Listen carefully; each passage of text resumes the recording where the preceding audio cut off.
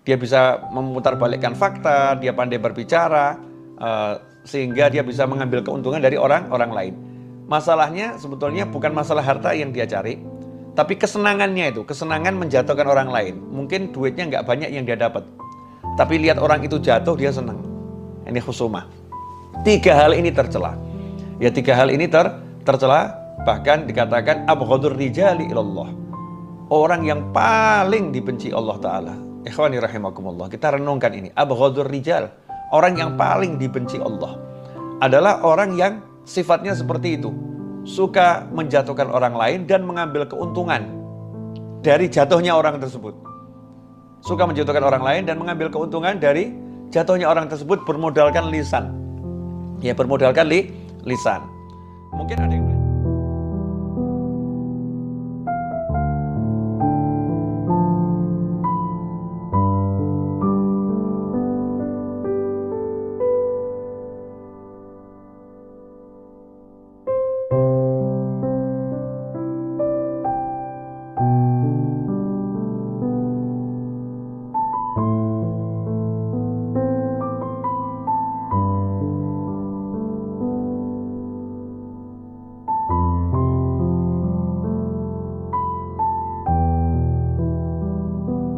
Bismillahirrahmanirrahim.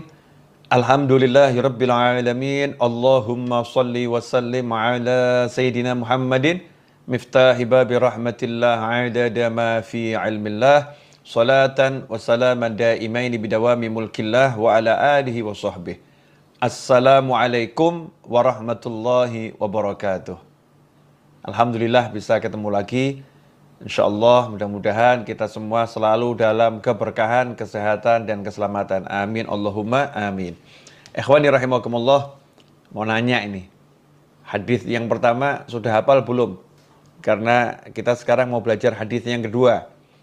Kalau hadis yang pertama belum hafal, diulang-ulangi terus. Ya, jangan putus asa, semangat, karena kita lagi meletakkan ucapan Nabi Muhammad SAW di lidah kita. Di lisan kita, mulut kita ini kita isi dengan ucapannya Rasulullah SAW. Kalau udah mulut kita hari-hari, lidah kita hari-hari kita biasakan mengucap sabda Nabi Muhammad SAW, maka lidah kita, mulut kita ini mendapatkan nur, mendapatkan cahaya, dan jadi barokah. Insya Allah nanti lidahnya bertuah. Ya, lidahnya bertuah, sehingga kalau minta apapun kepada Allah Subhanahu Wa Taala akan diberi kemudahan, akan diijabahi. Karena lidahnya tidak digunakan untuk menggunjing, tidak digunakan untuk nyakitin orang, tapi digunakan untuk menyebut-nyebut hadis, ucapan, sabda Nabi Muhammad Sallallahu Alaihi Wasallam. Nah, hari ini kita akan belajar hadis yang kedua. Tentang apa itu? Sebelum kita bahas, mari kita baca bersama-sama ya. Yang sudah saya bagi teksnya, dibuka, kita baca bersama-sama. Insya Allah berkah manfaat. Sebagaimana biasa, diawali dengan basmalah. Tirukan saya. Bismillahirrahmanirrahim. Qala Rasulullah sallallahu alaihi wa alihi wasallam, abghadhur rijali ilallahi aladdul khasim. Ulang sekali lagi. Bismillahirrahmanirrahim. Qala Rasulullah sallallahu alaihi wa alihi wasallam, abghadur rijali ilallahi aladdul khasim. Alhamdulillah, mudah kan kali ini hadisnya pendek tapi maknanya luar biasa. Kita terjemahkan, kita pelajari bersama-sama ya. Qala Rasulullah sallallahu alaihi wasallam, bersabda utusan Allah baginda Muhammad sallallahu alaihi wasallam, abghadur rijali.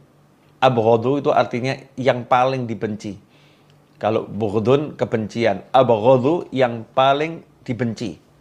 Ar-rijal jamak daripada rajulun. Rajulun itu lelaki, pria. Ar-rijal sekelompok pria. Tapi yang dimaksud di sini bukan sekelompok pria, tetapi manusia. Ya, tetapi manusia. Abghadur rijali, sesungguhnya orang, manusia yang paling dibenci ilallah, Allah Ta'ala, adalah aladul khosim. Aladul khosim itu artinya adalah orang yang suka berdebat dan berbantah-bantahan ya untuk mendapatkan keuntungan duniawi dengan cara yang keras dan sengit. Dengan cara yang keras dan sengit. Insyaallah kita akan bahas ini. Debat. Nah, debat ini zaman sekarang jadi sesuatu yang menyenangkan. Sesuatu yang menyenangkan dan bahkan menjadi hiburan. Kita lihat di medsos, di grup-grup WhatsApp, di Facebook, di Instagram, bahkan di komentar YouTube. Sering terjadi perdebatan antara yang satu dengan yang lain. Videonya oke-oke saja, yang nonton yang ribut. Ya, kadang ada meme yang bagus, tapi yang baca di bawah yang komentar yang ribut satu dengan yang lain, berdebat. Ikhwani rahimakumullah, perdebatan itu sesuatu yang tercela. Ya, sesuatu yang tercela. Pada dasarnya itu, perdebatan itu sesuatu yang tercela. Berselisih. Ya, berselisih sesuatu yang tercela. Kecuali darurat. Jadi sesuatu itu menjadi diizinkan atau menjadi oke karena darurat. Bukan dijadikan pekerjaan. Jadi kalau pekerjaannya, hobinya debat, itu sesuatu yang sangat tercela. Tidak ada bagian dari agama ini perdebatan. Jadi perdebatan itu bukan bagian dari kehidupan beragama.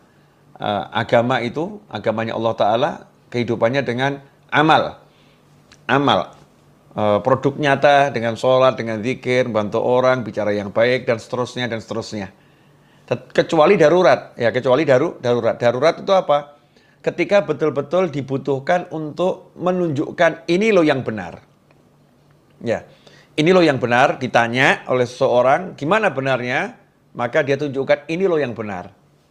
Ketika di situ ada terjadi bantahan dan dia jawab lagi hanya untuk menunjukkan kebenaran, ya, menunjukkan kebenaran, dan itu dalam rangka darurat. Kalau tidak disampaikan akan menyesatkan orang. Banyak orang yang tersesat, maka itulah diizinkan dalam syariat.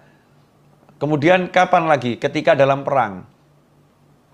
Dalam perang terjadi perdebatan dengan musuh, ya, dengan musuh. Maka itu sesuatu yang dibolehkan.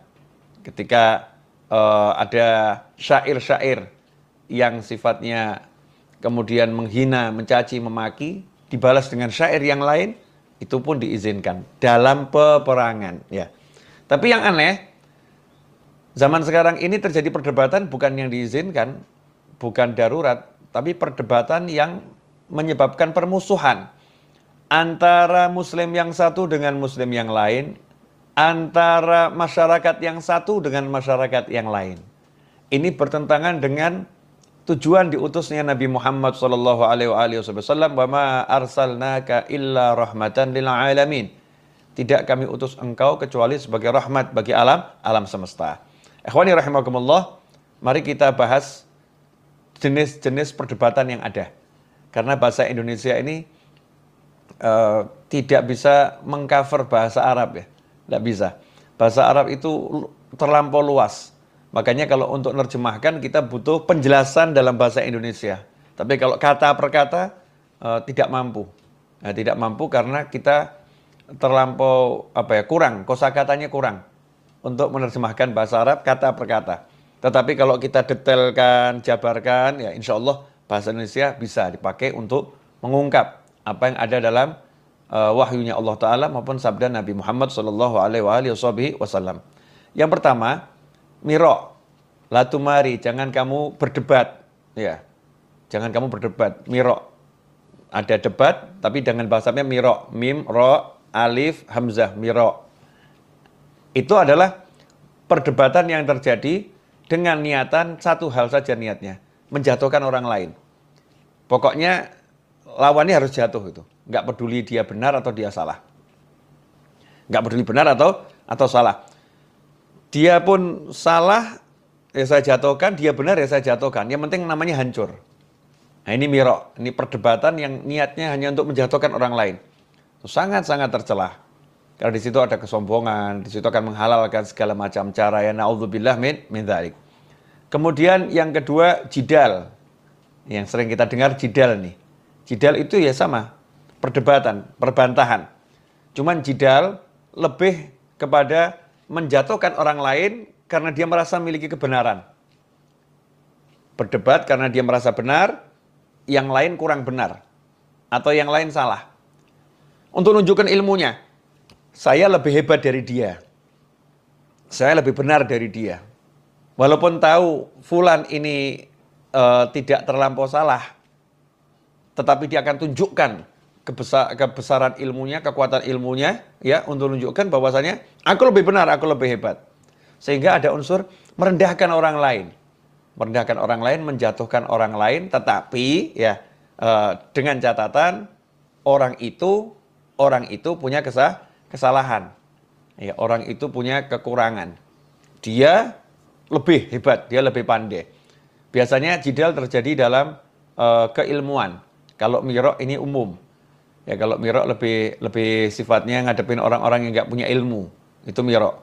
Kalau jidal terhadap orang-orang yang punya ilmu. Sesama orang yang punya ilmu berdebat. Ya, berdebat untuk menjatuhkan argumen yang lain, menjatuhkan argumen yang lain. Ini juga tercela. Karena nanti waktu hanya akan habis ya untuk membahas sesuatu yang nggak perlu dibahas. Kemudian yang ketiga, khusumah. Atau tadi kita dengar al-khosim. Khosim itu orangnya ya. Khusumah itu perbuatnya. Aladul khosim.